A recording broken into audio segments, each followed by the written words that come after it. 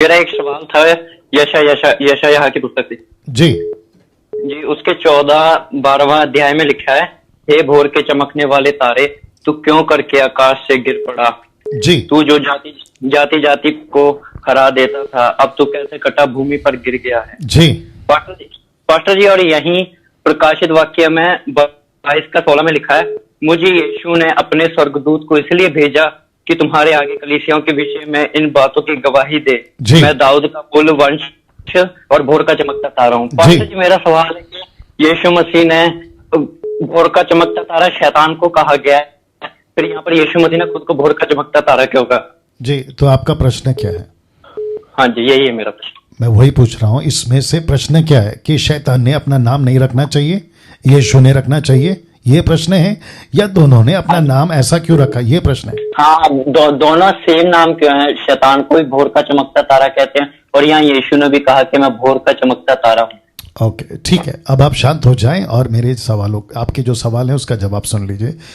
और इंटरेस्टिंग भी है क्योंकि कई लोग जब पढ़ते हैं तो उनको दिक्कत होती है। यशायाह का किताब 14 अध्याय या एजेकियल का किताब 28 अध्याय, 14 का 12 इन्होंने जिक्र किया, एजेकियल 28 का 12-13 से भी अगर आप देखेंगे तो लूसीफर या फिर सेटन, इब्लीस का जिक्र वहाँ भी है और बाइबल के अंदर कई जगहों पर, और विशेष करके प्रकाशित वाक्य की पुस्तक में ना।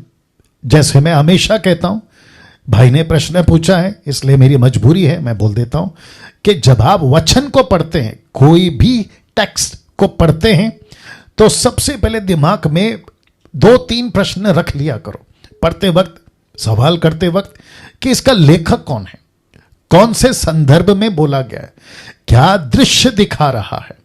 और यशायाह की किताब और हेजेकियल की किताब, अगर भाई साहब सुन रहे हैं तो उनको भी कहना चाहूंगा कि यशायाह की किताब 12वां अध्याय, माफ करें 14 अध्याय, हेजेकियल की किताब 28 अध्याय, ये एक राजा को सामने रखकर संबोधित किया जा रहा है, ये डायरेक्ट लूसीफर को नहीं संबोधित किया जा रहा है। तो आत्मिक बातें हैं, आत्मिक दृष्टि से इसको पढ़ना होगा। दूसरी चीज, जब कोई लिखता है तो लेखक को उतना ही बताया गया जितना उस वक्त के लिए जरूरी था। उसके बाद यीशु को भोर का चमकने वाला तारा, लूसीफर जिसका जिक्र अभी भाई ने किया, भोर का चमकने वाला तारा, तो हम सब जानते हैं कि किसी शब्द या टाइटल का नकल, डुप्लीकेट या फिर इमिटेट लूसीफर करता आ रहा है। लूसीफर भोर का चमकता तारा किसने बनाया, अगर बनाया भी है?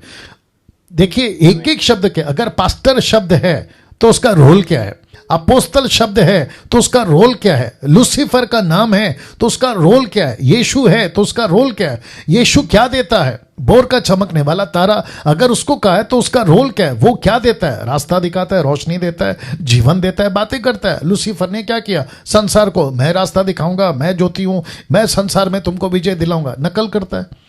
तो अगर उसको ऐसा कहा तो ये फिक्स नहीं है ना, ये पत्थर की लकीर नहीं है कि उसको नाम दे दिया तो अब वो भोर का चमकने वाला तारा है। जी नहीं, नाम को देखकर, काम को देखकर, टाइटल को देखकर वो पद का इस्तेमाल किया गया, लेकिन पूरी जिंदगी ये यही है, ये भोर का चमकने वाला तारा ही है। अब इसको यही नाम फिक्स किया गया है, ऐसा कुछ नहीं है। उम्मीद करता हूं कि भाई साहब को जवाब मिल गया होगा।